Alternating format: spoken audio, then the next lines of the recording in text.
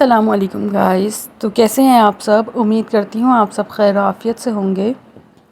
कल के व्लॉग में मैंने आपके साथ शेयर किया था कि मैंने हलीम की तैयारी किस तरह की, और हलीम के लिए मैंने कौरमा एक रात पहले ही बना के रख लिया था और मैंने इन दालों को भी सोक कर लिया था ओवरनाइट। तो सुबह सबसे पहले उठ के मैंने यही काम किया कि मैं दालों को सबसे पहले बॉईल कर लूँ और फिर उसके बाद दूसरे काम होते रहेंगे। ये भी एक चूल्हे पे बॉईल होती रहेगी। और आज बहुत ज़्यादा काम था, बांटना भी था और घर के दूसरे भी काम थे, और मैंने सोचा सबसे पहले मैं ये वाला काम निपटा के और फिर अपने हस्बैंड के लिए नाश्ता बना दूँ और फिर दूसरे काम होते रहेंगे बाद में।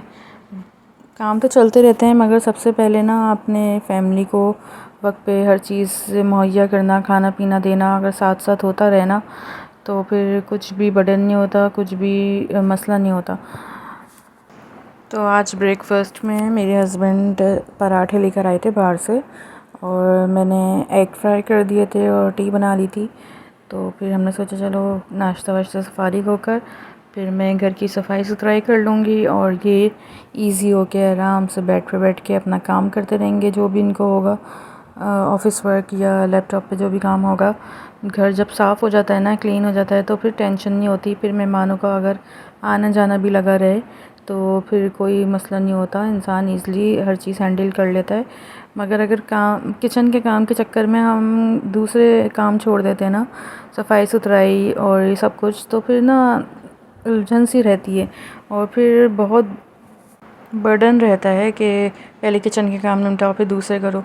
आम रूटीन में ना मेरा यही काम होता है।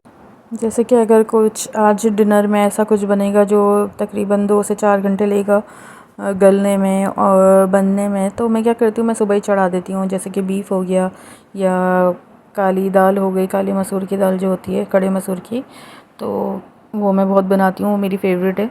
तो जैसे बीफ हो गया या पाए हो गए या कोई ऐसी चीज़ हो गई ना, तो वो मैं सुबह ही क्या करती हूँ, इनके जाते ही पहले सबसे पहले किचन समेटती हूँ और बर्तन वगैरह वॉश करके मैं खाना चढ़ा देती हूँ। ठीक है, उसके बाद मैं क्या करती हूँ, डस्टिंग वगैरह करती हूँ। खाना बनता रहता है, डस्टिंग होती है, तो साथ में ये होता है कि अगर कोई आ भी गया तो मेहमान वगैरह, तो घर उसको साफ़ मिले और एम्बेरसमेंट ना हो। इस तरह डस्टिंग करते करते ना खाना भी बन जाता है, रेडी हो जाता है और फिर ज़ोहर का टाइम हो जाता है तो नमाज़ वगैरह पढ़ के खाना वाना खा के फिर मैं क्या करती हूँ, थोड़ा सा आराम करती हूँ और उसके बाद अगर वीडियो वगैरह एडिट करना हुई तो वो कर लेती हूँ। और उसके अलावा कभी ऐसा होता है कि जो झटपट बनने वाले खाने होते हैं, जैसे कि राइस हो गए या उसके अलावा कुछ भी ऐसी चीज़ हुई जो जल्दी बन जाती है, तो फिर वो मैं करती हूँ शाम के टाइम हस्बैंड के आने से थोड़ी देर पहले, कि इनको फ्रेश और गरम गरम मिल जाए। और इस तरह से मेरी रूटीन रहती है। अच्छा, तो मैंने कल हलीम की जो कौरमे की तैयारी की थी ना, तो उसके बाद भी मुझे बहुत आसानी हो गई थी। 7 मुहर्रम का मेरे हस्बैंड का ऑफ़िस था, मैंने आपको बताया भी था, वो लेट आए थे। तो मैंने जितने काम हो सकते थे ना मैंने निपटा के कर लिए थे। और उसके अलावा 8 को इनका ऑफ़ था, तो मैंने कोशिश की कि जब इनका ऑफ़ होना तो मैं ज़्यादा काम ना करूं और ज़्यादा बर्डन ना हो। फिर भी बहुत काम था तो आराम तो नहीं हुआ, बट ये हुआ कि काम वक्त पे निमट गए। एक्चुअली मेरे पास ना ये चूल्हा जो है ये एक ही है, दूसरा साइड जो है वो सिलेंडर से कनेक्ट हुआ हुआ है और ये वाला जो है वो गैस से है। तो एक वक्त में मैं एक ही गैस यूज़ कर सकती हूँ, या तो सिलेंडर की या तो फिर ये जो होती है मीथेन गैस वो वाली। अच्छा, तो बाकी सारे काम हो चुके थे, बस अब हलीम का काम ही रह गया था। तो मैंने इनको चाय भी बना कर दे दी थी और इनको लंच भी करवा दिया था। लंच में इन्होंने रात में जो मैंने ताहिरी बनाई थी तो वही 1 प्लेट बची थी, वही मैंने गर्म करके दे दी थी। अब काम कंप्लीट करना था हलीम का, इसमें हलीम का तड़का लगाना था। तो सबसे पहले मैंने इसके ना मसाले की तैयारी की। हरा मसाला वगैरह मैंने सारा वॉश करके अदरक और लेमन वगैरह काट के इसको रख दिया था। तो यहाँ मैंने इसको सेट कर दिया है, सारे गार्निशिंग के जो भी आइटम्स थे। इसके बाद मैंने तड़के की तैयारी स्टार्ट की थी। तो तड़के के लिए सिर्फ मैंने प्याज ली थी, उसको मैंने अच्छी तरह ब्राउन करके और फिर हलीम का तड़का लगा दिया था। हलीम बहुत मज़े का बना था, सबको बहुत पसंद आया था। और मैंने हलीम की पूरी रेसिपी आपके साथ शेयर की है, अगर आपने वो रेसिपी नहीं देखी हो तो लाजमी जाकर देखिएगा। 12 kg का हलीम बनाया था और ये बीफ हलीम था। जिसके लिए मैंने आपको बताया है कि मैंने रात में ही कौरमा रेडी करके उसको फ्रीज़ कर दिया था, ताकि दोपहर में ही मेरा जो ये हलीम है ना ये रेडी हो जाए और मैं इसको ना डिस्ट्रीब्यूट भी कर दूँ जल्दी से ही।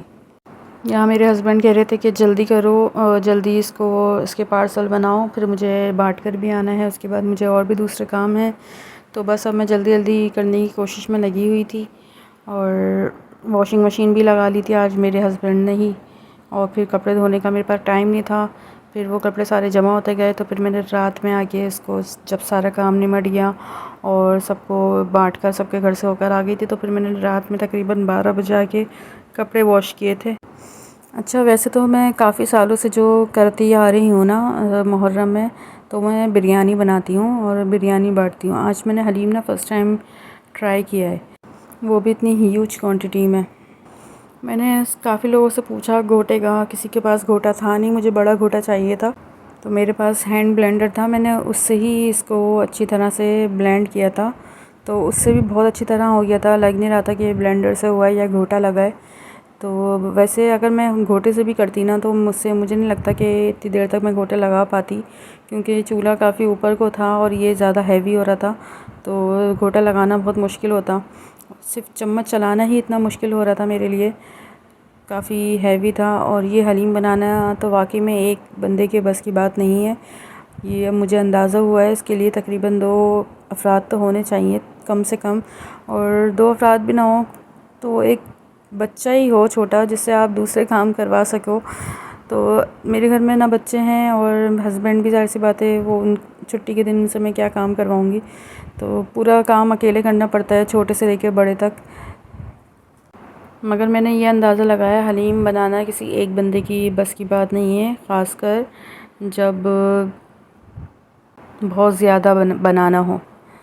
वरना हलीम बनाना कोई मुश्किल नहीं है, बहुत इजी रेसिपी होती है, सब कुछ आसान होता है, बात सिर्फ चलाने की होती है और घोटे की होती है, उसमें ना हाथ दुख जाते हैं बस, और कोई मसला नहीं है।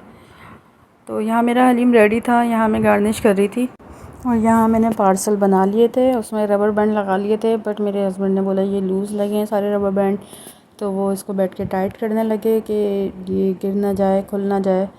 तो मैंने फ़र्स्ट टाइम बांधे थे तो मुझे अंदाज़ा नहीं था, इन्होंने कहा कि इस तरह नहीं बांधते, तो फिर इन्होंने इसको सही से बांधा और फिर हम लोग गए सबके घरों में, मेरी बहनों के घरों में, मेरी नंदों के घर में और खाला के घर में।